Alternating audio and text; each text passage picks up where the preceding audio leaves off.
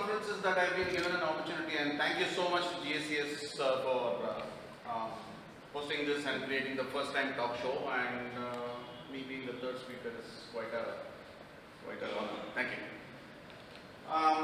You see me talking in conferences where my favorite topic revolves around human emotions, human experiences, and link it with facility management and create some khichdi and I take some name, right? So, but I just thought I'd deep dive into one topic which Pega has done in last year, and we got some fair amount of visibility. I just thought Pega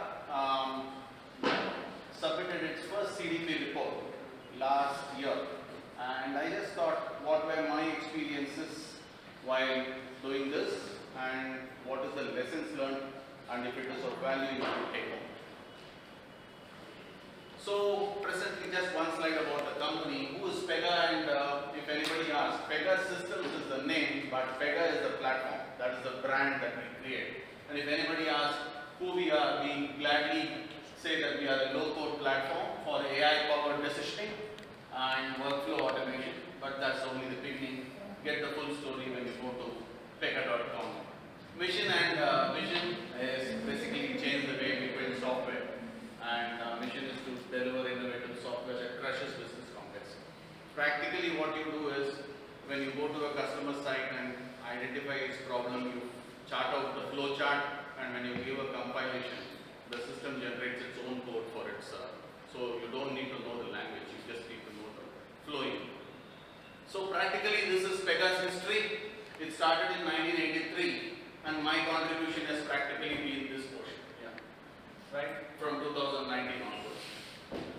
So we have grown from Alan Prefler, who was a grandmaster in chess. He started in 1983, and all that he grew the company. Today it's a $1.2 billion revenue company, the market cap of approximately $10 billion. I joined Pega in 2018, sometime in November. So practically 18 is over, 19. And we took, while I took over the APAC region for facilities, real estate administration, the global sustainability also came as a charge, and we took 2019 as the base year for sustainability, right? And from there, with 24 months of data, in 2021, we submitted the first CDP report, right? And many were skeptical whether we should really go to market and disclose and do a public document with 24 months of back data. We said, let's do it, and if we screw it up, that's fine. And there is some sort of a self-interest in me choosing this topic today, because on 29th of July, I've been asked to present the same topic in CoreNet Global in front of a global audience, right? So I am using this date as a rehearsal. So if I screw it up, I have 10 days to have 10 days to correct myself. Yeah. So 19, 20, 21 and 22, 27th of July is the last day to submit the second report. Work is on it. So prior to doing, while you collect all that information about energy, water, waste, it's all Excel sheet based collection of data, which we all know, which facility managers generally do, that's table stakes, right? What we start is with materiality, right? And what is materiality to the company? Now, what I am trying to tell you is the amount of exposure that materiality brings to an FM professional. When you talk ESG, right? E is for facilities and real estate, S is handled by HR, and G is generally by legal compliance. Right? So S is social, practically HR, and E is environment with us. Right? So what is materiality? When you get into ESG and start studying the sustainability development goals, there are close to 80, 90 parameters which you cannot hack upon. Right? So you have to identify what is material to you, which you want to concentrate, and which those 20 parameters which takes 80% of your time and that brings value. How do you do materiality, right? Is this. Now, how do you do materiality? Is number one is practically doing over 100 interviews in a company of 6,000. you do actually go to the audience and do 100 interviews. Who all you engage with is, you engage with the entire members of the board, entire members of the C-suite, investors, internal people, the vice president involved of investor relations, corporate CSR leads, business leads, account executives who deal with our platinum account customers. From the customer side, Cognizant example is a platinum customer for us.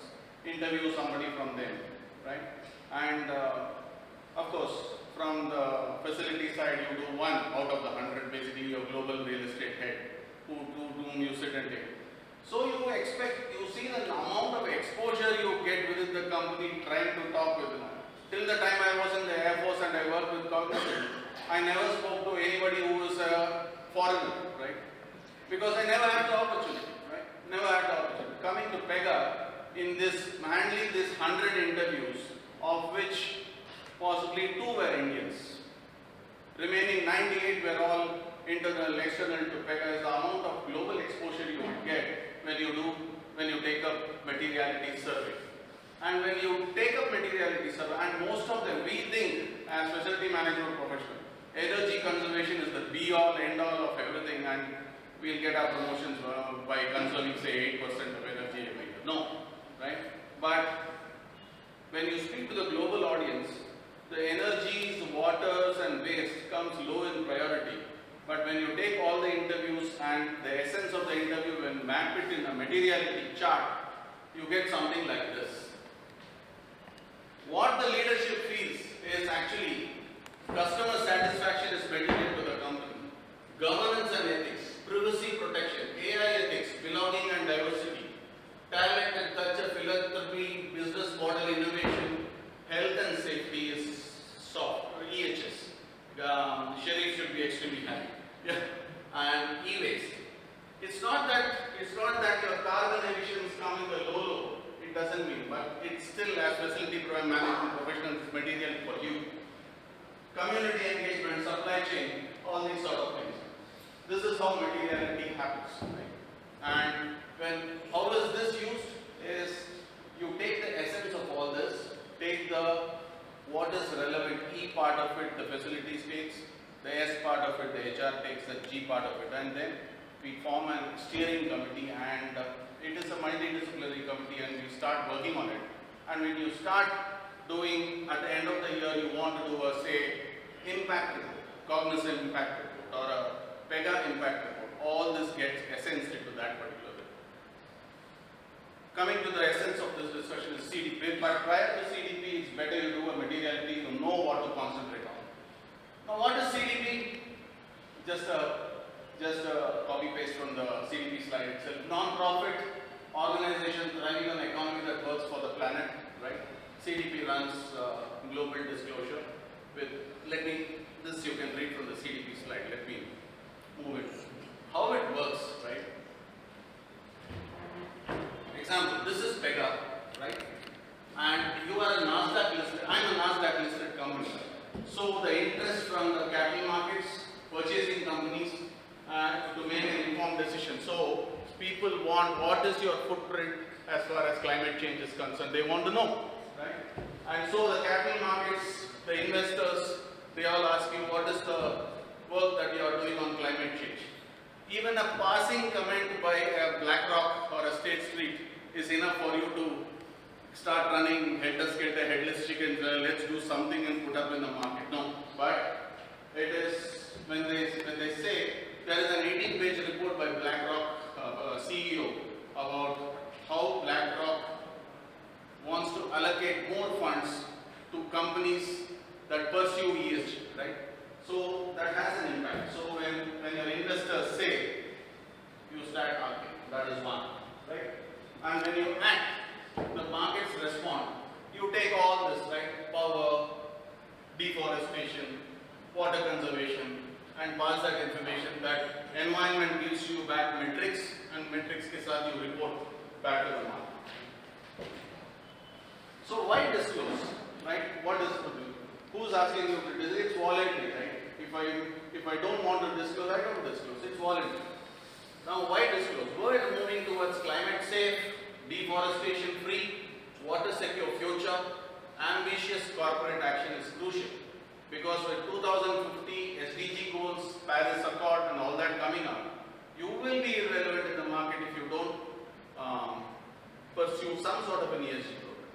Transparent disclosure is the bedrock, and it is voluntary. There is nobody going to come and police you. You speak the truth, you will see your share price increase. Protect and improve company reputation, boost competitive advantage, track and benchmark, uncover risks and opportunities. Now, when you go to the questionnaire, there are 100 questions which you got to reply for every year. I'm coming to the crux of the report itself. There are questions. Introduction to supply chain module. And these are two sections that they have added this year. And it really triggers you what to write. Because apart from conserving electricity and we do nothing more, what do we do? And let's say we plant one tree for every employee that we have in Pega. So that's what, 6,000 trees? So what difference that does make? But it gives a roundabout angle because by planting trees I have improved biodiversity. You can just put an English statement there, but it's not there. That is not known, right? We start with introduction, is the basic introduction. Governance, you talk about what, it is not the board and ESG governance and how the board influences ESG. Risk and opportunities and business strategies got the maximum weightage as far as your scoring is concerned. Targets, emission methodology is all metrics, right from targets and and performance till carbon pricing is absolutely metrics, and whatever you have mapped in your Excel sheets, that goes there in terms of scope 1, scope 2, scope 3 emissions, country-wise, facility-wise, and convert that megawatt hour into carbon emissions, whether you offset it with RECs or purchase of offsets and all those.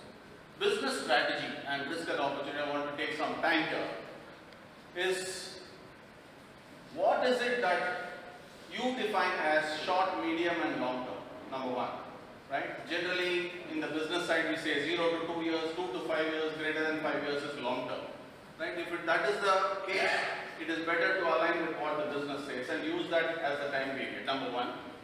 In the short term, what you want to do, in the medium term, what you want to do, and so forth. In the medium term, are you ready to sign up for science-based targets?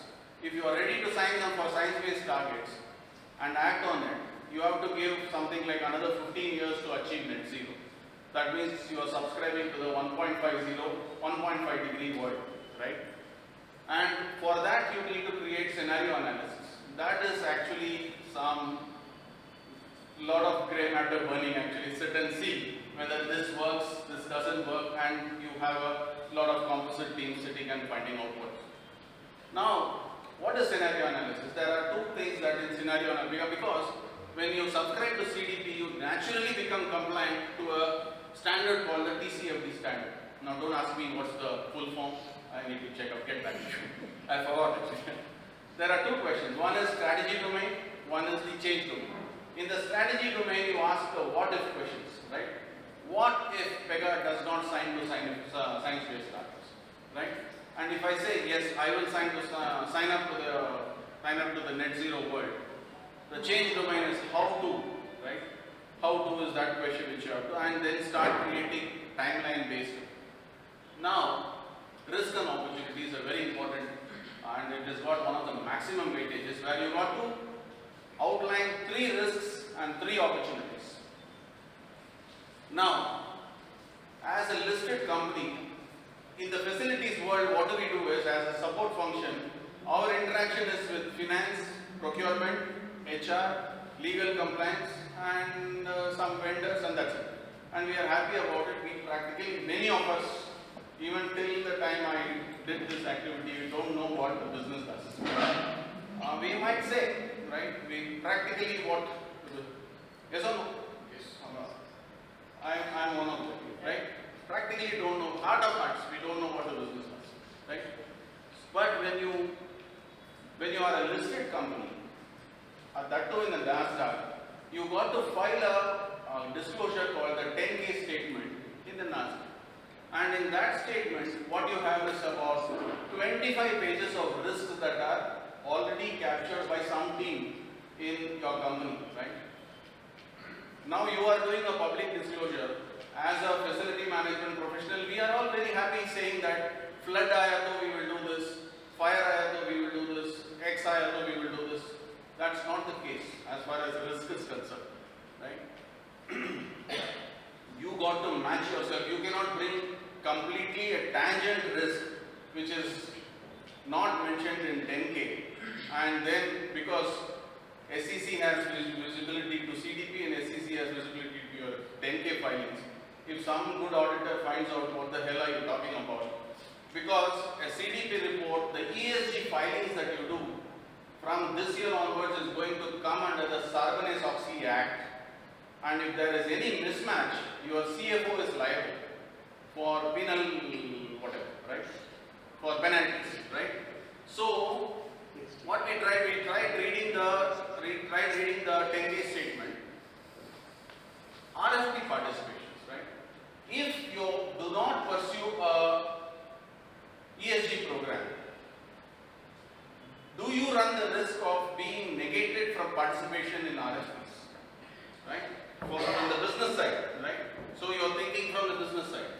Key elements of your strategy missing, that means your business model, have you factored in ESG as a business model? Emerging regulations, for example, suddenly the EMEA recently brought out, we had the GDPR 2 years back. ESG brought out that any company that has got, even the SEC has brought, any company that has an employee base of 1,000 people must have an ESG program, right? The SEC has brought it out recently. Same case with the EMEA geography. Retention rates, for example, I'll say this. In Pega it happened, somebody was interviewing a senior candidate and the interviewee asked the interviewer that what is the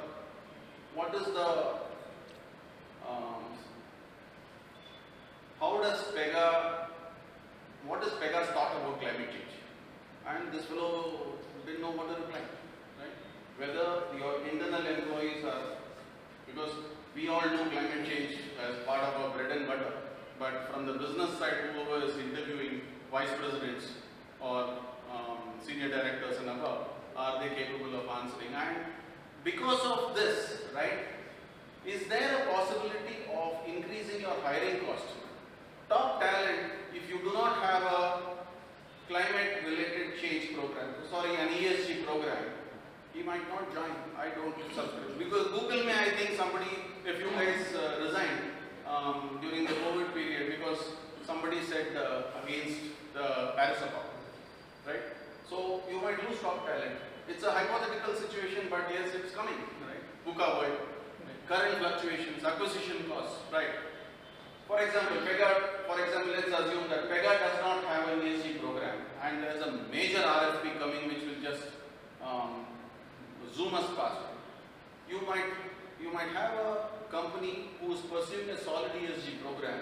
You might have to acquire that company to be ESG compliant to participate in that RFP. Possible, right? Business reputation, compliance in financial governance, increase in HR hiring costs, greater anticipated tax liability. They might say, if you have a good ESG program, 2% reduction in your tax in future. Possible.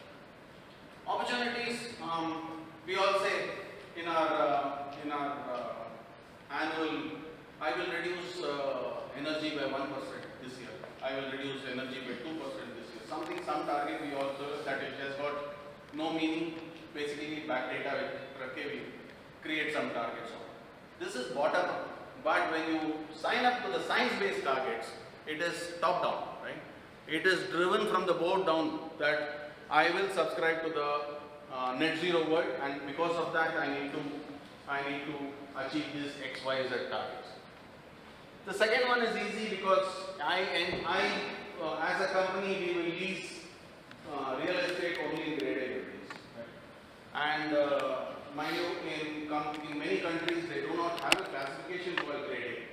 Right? Tokyo doesn't have it. Because all Pega platform, for example, Pega is such a powerful AI decisioning platform. Can we use that platform?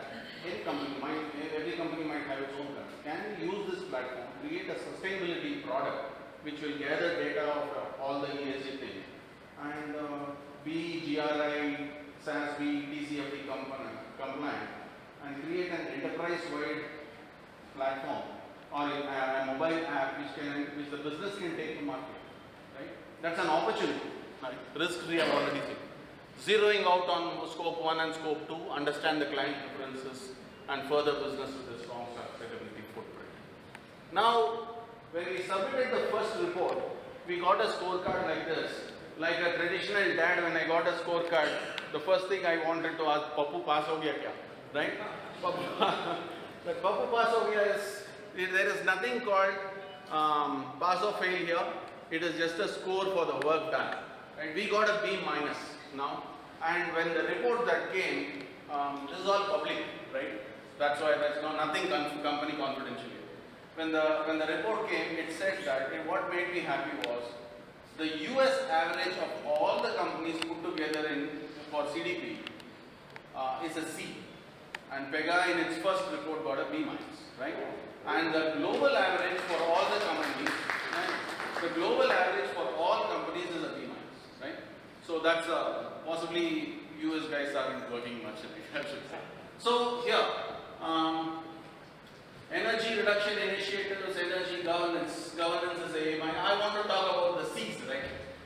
You see scope 1, scope 2 emissions. Scope 3 emissions targets. Now what is the scope 1? If I have a DG set with me and I generate power from the DG set by consuming diesel, that is scope 1. Incidentally, you don't own the DG set, the builder owns the DG set, that is also the standard says it is scope 1. So these slides that are on is coming as scope 2. And for example, Move and Sync, who is our travel partner, he runs the CACS on my behalf, that is scope 3. Right? So, since it was the first year, 24 months back data, I've got a better grip this time, we should be able to improve upon it. And there weren't, what do you call that, our targets and goals were bottoms up. We just said 1% energy reduction, 2% water reduction and all those things. We did some HD and then got some numbers right and then we got a C there, that's okay. And risk management process. We spoke to a lot of people, but we couldn't get our risk right in the first place. And that's the reason. Where are we? We should have done better in the risk because we had to interpret what was given in 10K and then tweak it to bring it to an ESG. It was something like force fitting, right? But still, English is a funny language. When you try to force fit it, it gave us a B minus score. But let's see this year it should improve upon it. We were very poor in value chain engagement because there was nothing like supplier diversity, supplier engagement, supplier performance sort of thing. So that's a C. And this is nothing. Possibly there's a section on supply chain and they asked for some data. So it was a great experience that's done. Summary of the proposed SEC requirements, Pega can practically how we can improve in the second report. We got our consultant to analyze. We paid some extra money to CDP to analyze our report and say where do we. So from the risk side there was some weakness and try and include TCFDs, read the TCFD theory and try to superimpose what you have done and find out your risks. Others were practically, they are saying more rigor in data collection and calculation of your scope 1, 2, 3, offset it, subscribe to science-based targets and net zero and go ahead from there. It was more than anything, more than anything, it was a fine experience doing this, right? And I just wanted to share this as part of a small within this group, so that if anybody wants to take it up or needs some help. This reporting once. It's like an annual thing every year. It's an annual thing. there are two reports that are gaining prominence. One is CDP, the other one is EcoVadis. Okay. EcoVadis needs to be submitted by April 29th and this one by July 27th each year. It costs approximately $1,800. There are three, bronze, silver, gold. You choose what you want. Srikanth, TCFD is the Task Force Climate Related Financial Disclosure. Yes. Does any of your certifications and accreditations which you have presently help into this? We, suffice to say, Pega is not certified at all. Alright. So we just went to IGBC and in one of the GACS conferences only IGBC had somebody from IGBC exchange cards. We got interested. We called them for a health and well-being certification. And I should say, तुके में gold मिल गया for Hyderabad. One is, since your baseline is 2019, okay, so at that time operations are at peak level, right? So what are the carbon emissions are here? And now you are actually comparing 2022. So actually what challenges you have faced actually to compare that by default, is all reduction in emissions. Okay, so how actually you could able to convince your auditors about reduction? We are not claiming anything that we have said that we have done this so it is reduced. What is consumed, you report that, and we have made it a clear remark in the columns stating that the reduction is purely because of work from home. And what the auditors have said, if you have transferred your people from office to home, they are consuming electricity at home, you should take them that emission under scope 3. So practically nothing has reduced. You have just transferred it from scope 2 to scope 3. Right? So while you might have a X lakhs reduction in your energy, that much has shifted to the homes. Minus AC cost, people might work from without AC. That's it. Another thing is most of Pega's facilities are based on Java. Could you able to get the data from your developers? Because you require most of the data. Luckily, yes. In India, yes, number one. Number two, getting data abroad is slightly, because they take their time actually. When you ask today, it will come after 3 weeks. India, I need it by yesterday. We can say that, right? So, but the whole thing is, it comes. But you've got to be empathetic about, for example, US does a monthly billing. UK does a once in 2 months billing. Tokyo does once in 6 months billing.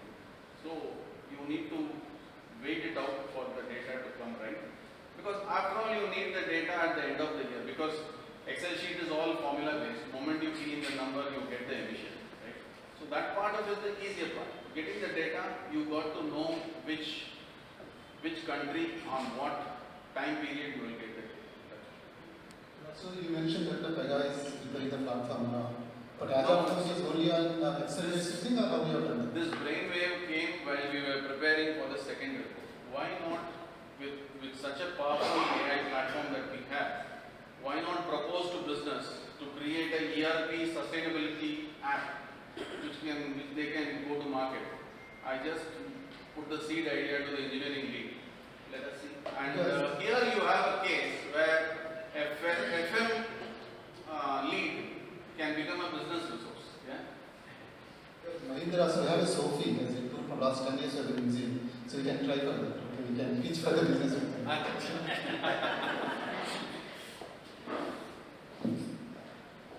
I finished, anyway. Thank you.